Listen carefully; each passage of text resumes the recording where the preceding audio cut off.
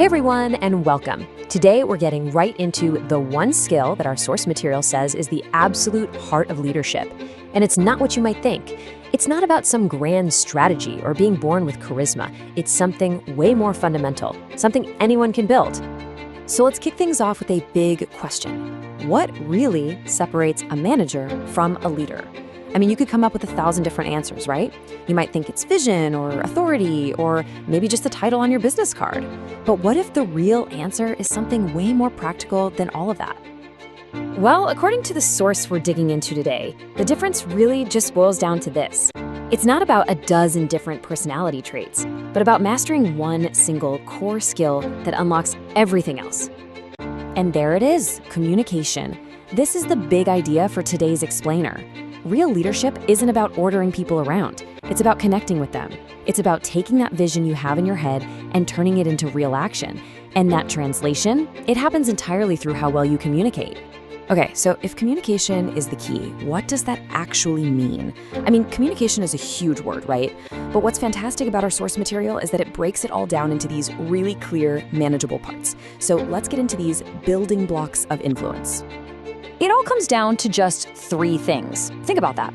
Our source suggests that your entire impact as a leader, your ability to actually get things done, is decided by how well you manage 3 fundamental communication cues. First up, the bedrock is clarity. I mean, just think about it. You can have the most brilliant idea in the world, but if nobody understands it, it's completely useless, right?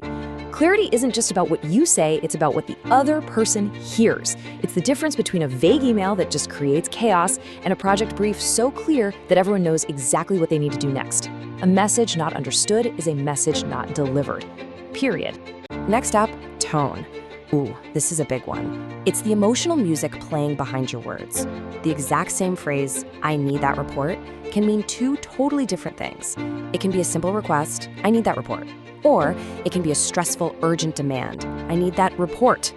Your tone colors every single interaction and often decides whether you're building bridges or putting up walls. And number 3, non-verbal cues. This is everything you communicate without saying a single word. Your posture, your eye contact, your gestures, all of it.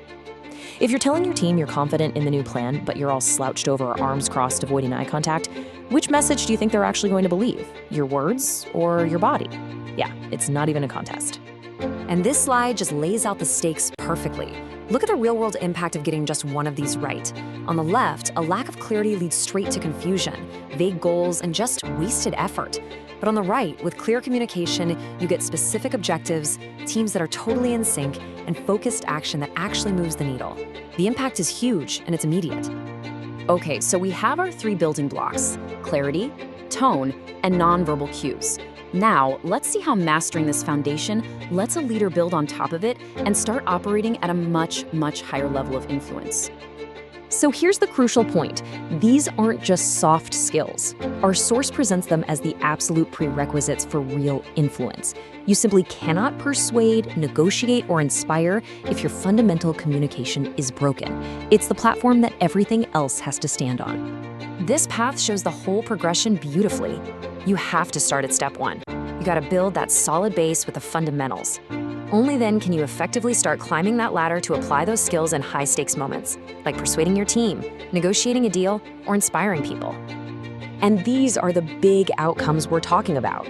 Persuasion isn't just about having good data, it's about presenting it with crystal clarity and a tone that makes people want to get on board. Negotiation isn't about winning an argument. It's about using a constructive tone and open body language to find common ground.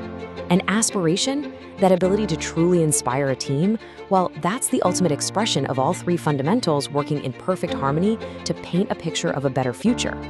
All right, so we've gone from the foundation all the way to application. Now for the most important part. How do you take all this information and actually put it into practice to develop your own communicative edge? If you take one thing away from our time together, please let it be this. Leadership is not some kind of magic you're born with. It is a skill that can be learned. And as our source material makes so incredibly clear, that skill is built piece by piece on the foundation of effective communication. So I'll leave you with this challenge. Don't try to transform everything overnight. Just think about one thing. Is it pausing to reread an email to check its tone before you hit send? Is it making a conscious effort in your next meeting to make sure your instructions are unbelievably clear? What's the one small habit you can start today to begin building your foundation?